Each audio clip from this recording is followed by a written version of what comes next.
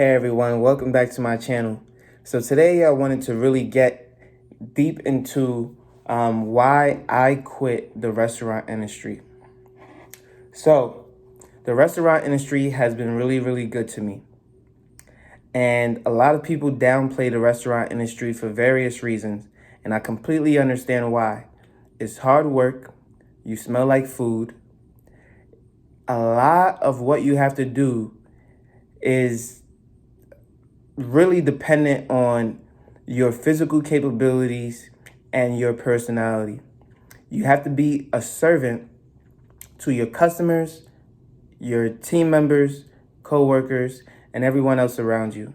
Just have a positive attitude, and just like any other job, assume a positive intent, and then be willing to take on anything that is thrown at you, any challenges that is thrown at you. As the general manager, I'm not only tasked with the potential issues that may arise with maybe someone throwing a drink at your face, or someone screaming at you blatantly, or someone even attempting to fight you or rob the facility or store. Thankfully, most of those things I haven't had to deal with. Of course, I had to de-escalate several situations, but I was never someone who would have something thrown at them, or someone who people assume that they can pick on. However, it could be very terrifying to my team members. And of course, in the restaurant industry, you typically have team members who are underage, 16, 17. And if you do get some 18 or 19 or even 20-year-olds, they still may be in their first job and very uncomfortable with confrontation. So you feel as though the majority of your job is to de-escalate situations and handle confrontation. However, it is also to handle all the money, ensure that it gets to the bank and gets deposited, depending on the store that you work at, whether it's mom and pop or it's a franchise. And then you also have to ensure that the store is constantly running. You have to control the inventory. You have to control the metrics. You have to control everything in that store. And so you want to truly get to a point where the store can run without you. But honestly, from COVID onward, it truly depends on the location of your store and whether or not you'll be able to get adequate staff. You see, some stores simply run on a turnover of team members.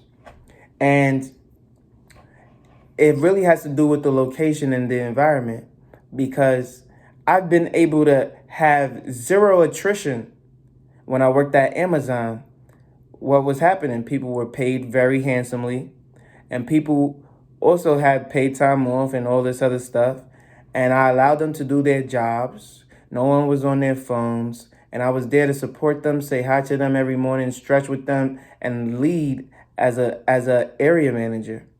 But in the restaurant industry, you give the guidance, you give the coaching, you give the leadership, you give the direction, you tell them what they can become in the restaurant industry. But honestly, they have no goals and aspirations to move up. A lot of people don't look at the restaurant industry as a place in which they want to move up. But when I was at Amazon, I saw the ambition, I saw the drive, I saw the hard work, because they wanted to be a process guy, they wanted to be a area manager, and they wanted to continue to move up the ranks in that regard.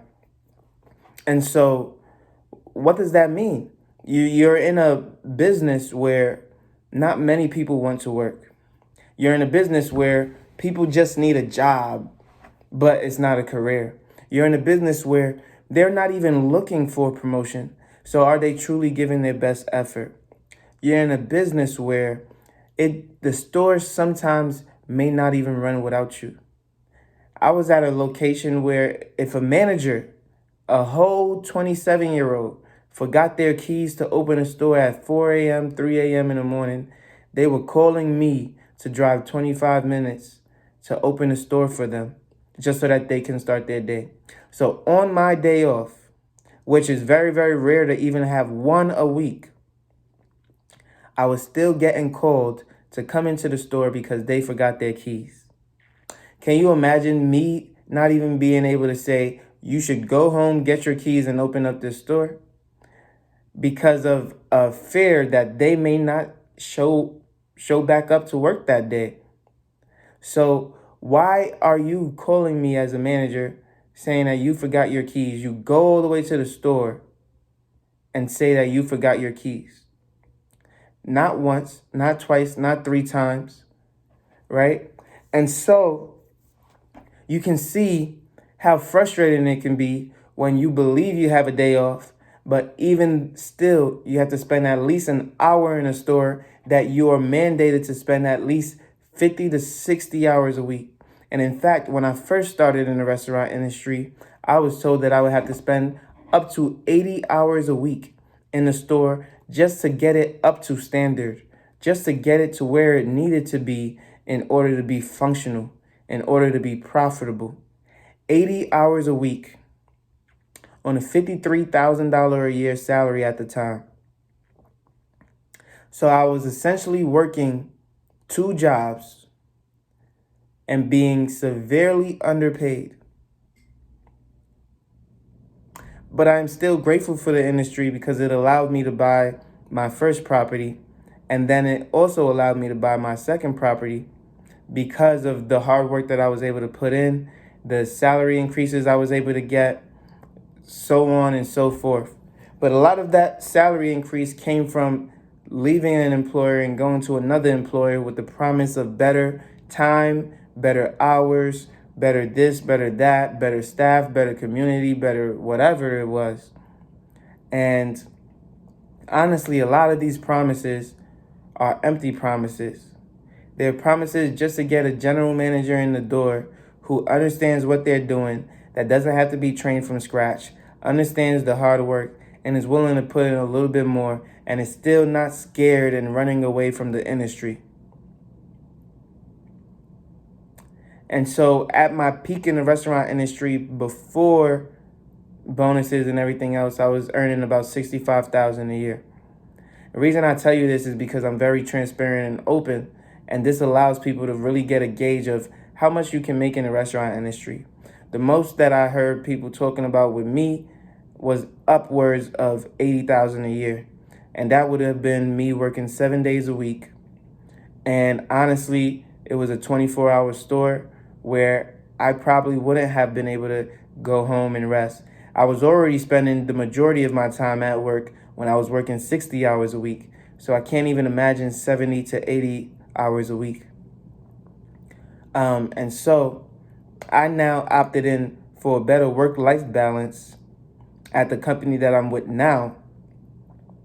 But it is always difficult to swallow the type of pay that you're making, the position that you're in. Even if it's not a necessity for me, it is still a difficulty. And trust me, I get paid very, very well for what I do. And yet still, if it's not hitting those numbers that I am accustomed to, it can still be something that I think about in the back of my mind, in the back of my head.